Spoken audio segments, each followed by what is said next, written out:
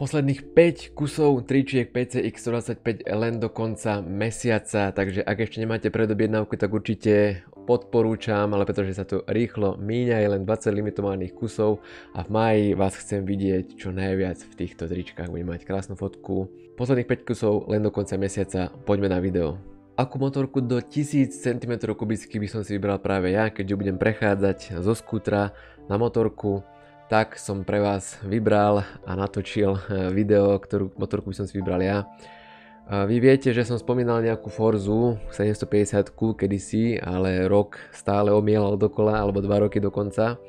Ale našiel som, dámy a páni, alebo skôr páni, NC 750X DCT, ktorá má ten istý motor a je dokonca o 3000 € ako nová lacnejšia, takže som rozmýšľal nad touto variantou ďalšou a vy viete, že za pár dní, za 2 týždne zhruba je motosalón, takže tam verím, že tam bude aj nová NCčka 750 aj Forza 750, takže si ich porovnám, posedím si a uvidím, že čo to bude. Toto je už tak viac do motorková, vybral som viacej 750, pretože ja by som si ozaj túto motorku kúpil a už to vyzerá tak, že už som viac naklonený na túto motorku, keďže tá cena je dosť nižšia ako aj čo už sa týka toho nejakých bazarových motoriek alebo nová, tak tej Forzy není až toľko a není je až toľko ako týchto NCček 750 tok, takže si ukážeme dnes v videu viacej.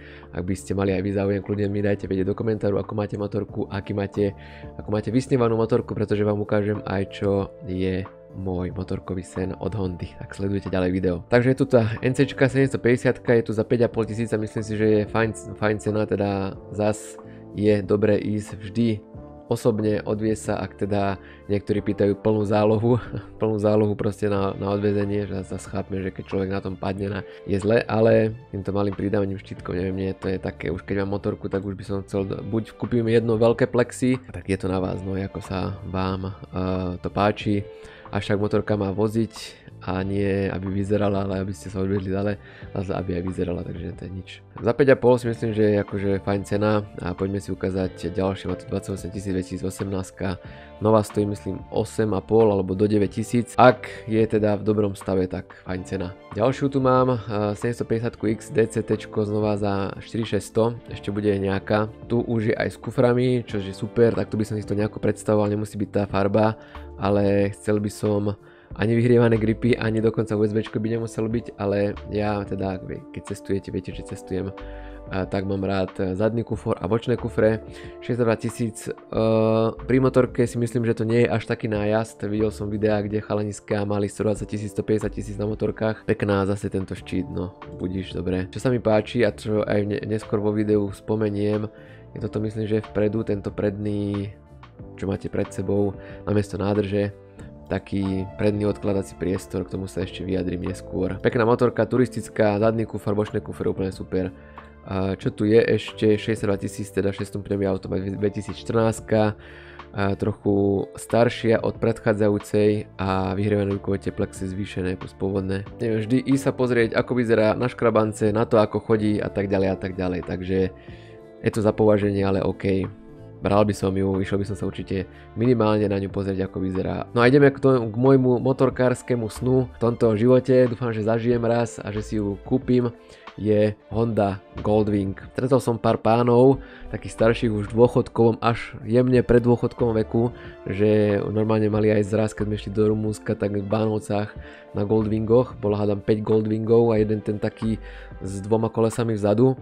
Tak to som úplne čumel, že páni Goldwingáci, že už majú proste taký ten luxus na kolesách za sebou, alebo teda pred sebou, alebo pod sebou, najlepšie povedané.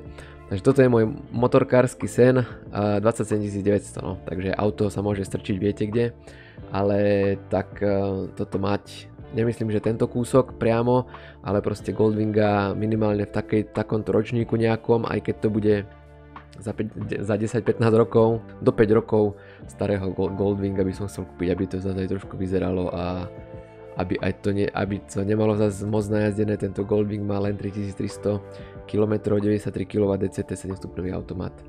a proste božia motorka, to je loď, to je proste vlajková loď od Hondy. Tento rok si takisto sadnem na motosalóne na Goldwinga, tak ako som sedel minulý rok, tak aj tento rok a budem si predstavovať, ako ho už mám v garáži jedného dňa. I ďalšiu motorku, ktorú by som chcel raz vlastniť, alebo aspoň pár tisíc kilometrov na nej spraviť a nejakú adventúru na nej spraviť, je Honda Afrika. Či už 1000, alebo neviem, či už je 1500 či 1100, neviem, ale určite aspoň pár tisíc kilometrov hovorím spraviť na Afrike a ísť takú dobrodružnejšiu cestu, niekde možno s nejakým stanom a s takým kempingom niekde vedľa cesty, proste zaparkovať si na prašnej ceste alebo kde si medzi kameňmi zaparkovať, spraviť také video, rozložiť stán, proste oheň, Afrika vedľa, vybaliť veci z týchto kufrov bočných, spraviť si taký piknik hneď vedľa, kde si cesty od civilizácie a na Afrike, toto si takto predstavujem, takže jedného dňa Afrika, hovorím, nemusí to byť tento model, ale našol som za celkom fajn cenu. Ono tie Afriky sú v takých cenových reláciách, síce neviem koľko stoja nové, ale není to lacný špás, no tie Afriky si držia cenu tak ako si držia Hondy všeobecne cenu, teda PCX, Forzy, tak aj Afriky a Goldwingy, ale našiel som Goldwinga aj za celkom fajn cenu, len to bol taký už detko Goldwing a nie taký 3, 4, 5 ročný. Ďalšia Honda za fajn cenu 5150 € je znova NC750 XD DCT.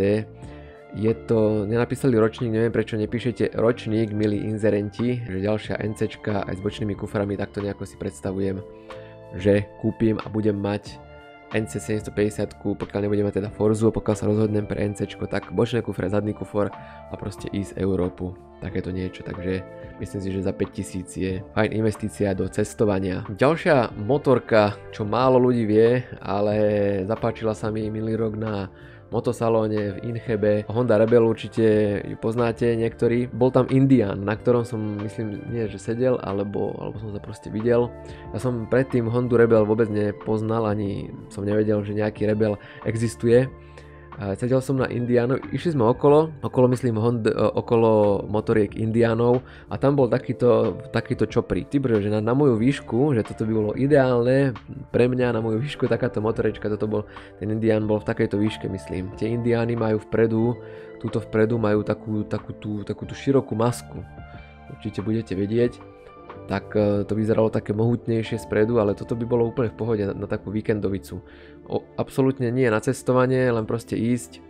Aj ten budík sa mi páči, ako to pekne vidieť aj na slnku. Aj ten font písma, aj proste všetko, tak ako to spravili Hondiaci, tak je to dobré, že to je.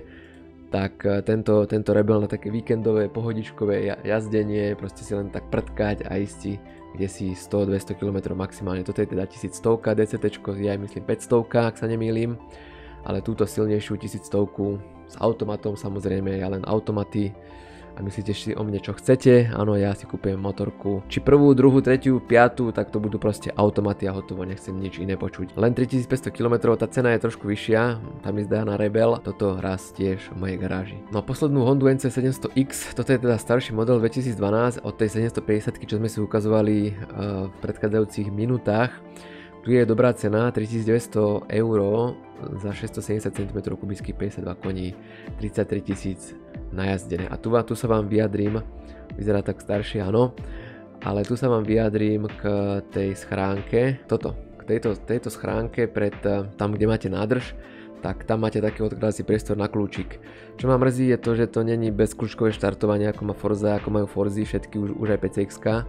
Tak to ma mrzí, že na tejto NCčke není, to by som si predstavoval, keby to bolo, tak to by bola paráda, zase kľúčik. No, nevadí, uvidíme, možno ešte Forza bude nakoniec, uvidíme ako sa veci vyvinú. Tu je to fajn, že síce musíte prepínať kľúčik, ale tu máte veľký odkladací priestor. Mne sa to najskôr nepáčilo, hovorím si, že čo, namiesto nádrž, ak to má byť nádrž, čo to robia, namiesto nádrž je takýto odkladací priestor. A potom si hovorím, keď som stal na hraniciach, keď som išiel do Grécka alebo do Rumunska alebo kdekoľvek, kde potrebujete proste vyberať doklady alebo na mýte peniaze dávať do mýta alebo čokoľvek.